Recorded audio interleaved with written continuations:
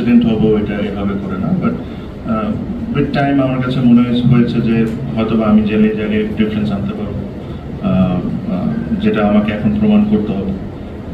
So এটা একটা প্রসেসের মধ্যেই ছিল। সো টাইম টু টাইম এই জিনিসটা নিয়ে করেছি। Was year and half was extremely challenging. আমি নিজের মুখে আর বললাম না যে what I have to go through, but তারপরও Allah has been extremely kind.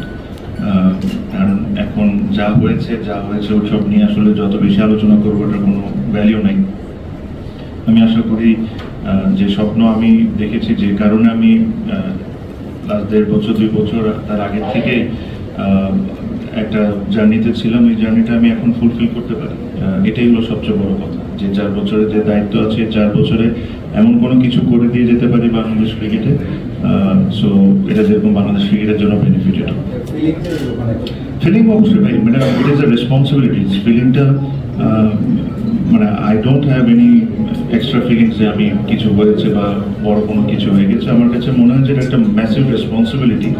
আর যেহেতু টাইম টু টাইম এসব নিয়ে আমি অনেক কথা বলেছি, আমি বলেছি যে আমি এটা করতে চাই, ওটা করতে চাই। This is a time where I prove myself to everyone. আজকের নির্বাচন দেখে মনে হয়েছে যে বাংলাদেশের ইতিহাসে সবচেয়ে অবাধ, সুষ্ঠু এবং নিরপেক্ষ নির্বাচন, মানে খুব সুন্দর পরিবেশ। কিন্তু যখন প্রধান নির্বাচন কমিশনার এই প্রশ্ন করা হলো যে নির্বাচনটা কতটা চ্যালেঞ্জিং ছিল, তখন এই ঘরবর্তী যারা ছিল সাংবাদিকরা সবাই হেসে দিয়েছেন, ইভেন উনিও হেসে দিয়েছেন। আমার প্রশ্নটা আপনার কাছে, যে নির্বাচনটা কেমন হলো, কতটা প্রভাবমুক্ত? দেখেন, আমি যে ক্যাটাগরি থেকে নির্বাচন করেছি, আমি এই ক্যাটাগরিতে আমার কাছে মনে হয় যে প্রচণ্ড পরিমাণ কন্টেস্ট হয়েছে। আপনি দেখেন যে একজন এক ভোটের কারণে ডিরেক্টর হতে পারেন। আমরা এটা বুঝতেছিলাম। আমি আবারও একটা জিনিস বলি, আজকে বলতে পারি, আমাকে বিভিন্ন জন বিভিন্ন সময় বলেছে যে আমরা প্যানেল ডিক্লেয়ার করি। আমরা কেন না একটা প্যানেল ডিক্লেয়ার করি? আমি যদি প্যানেলটা ডিক্লেয়ার করে দিতাম হয়তো বা একদম অ্যাবসলিউটলি ওয়ান সাইডেড হয়ে যেত, হয়তোবা এগেইন। বাট আমি এই কারণে কোনো সময় প্যানেল ডিক্লেয়ার করতে চাই নাই, বিকজ এখানে 16 জন ক্যান্ডিডেট ছিল and I wanted to give everyone a fair chance. এই কারণে আমরা ওই অনুষ্ঠানটাও একসাথে করেছি। ওনারাও কিন্তু ওই জিনিসটা বিশ্বাস করেন যে everybody got a fair chance, and that is one of the biggest reason we didn't announce the panel. আপনি যদি বিগত মোটামুটি অনেক ইলেকশনে দেখবেন প্যানেল অনেক সময় হয়েছে, অনেক সময় হয়নি।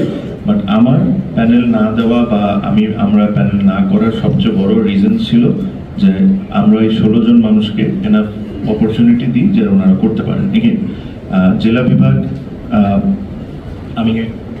আমি হয়তো বা এটার কমিটির সময় প্রেসিডেন্ট ছিলাম, but I do not control those things. আমি এটা কন্ট্রোল করে ডিসিস, ওনারা কাকে কাউন্সিলরশিপ দিবেন না। আর এই ফুল ইলেকশন প্রসেসটা ওয়াজ কন্ডাক্টেড বাই ইসি। আমি এতটুকু আপনাকে বলতে পারি, আমার তরফ থেকে আমার যতটুকু ফেয়ার থাকার দরকার ছিল আমি চেষ্টা করেছি পুরোপুরিভাবে জিনিসটা করার। আর ইলেকশনটা ওয়াজ আমার কাছে মনে হয় ভেরি নাইস অ্যান্ড স্মুথলি যা হয়েছে।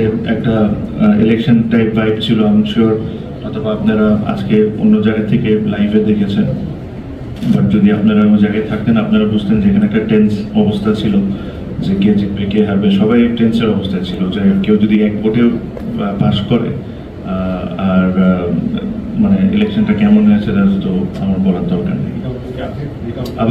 আবার রিকাউন্টিংও হয়েছে, বিকজ এক ভোটে পাস করার পর আমি শিওর যে এক ভোটে হেরেছে তার অধিকার আছে যে সে রিকাউন্টিং ক্লেম করার। আমি যতটুকু দেখেছি ওই সময় আমি ওই জায়গায় ছিলাম, তো তখন ইসিকে রিকোয়েস্ট করা হয়েছে, ওই ক্যান্ডিডেট রিকোয়েস্ট করেছেন, তারপর এটা রিকাউন্টিং হয়ে 2 জন ক্যান্ডিডেটই, যে 41টা ভোট পেয়েছেন আর যে 40টা ভোট পেয়েছেন, 2 জনই ওনারা উপস্থিত ছিলেন। ওনাদের সামনে আবার যখন রিকাউন্টিং হয় and then the result was announced. বিনা ভোটে যারা নির্বাচিত হয়েছেন তাদের কি প্রতিদ্বন্দ্বী পাওয়া যায়নি নাকি? এটা তো আমি কেন জানবো? It is not my responsibility.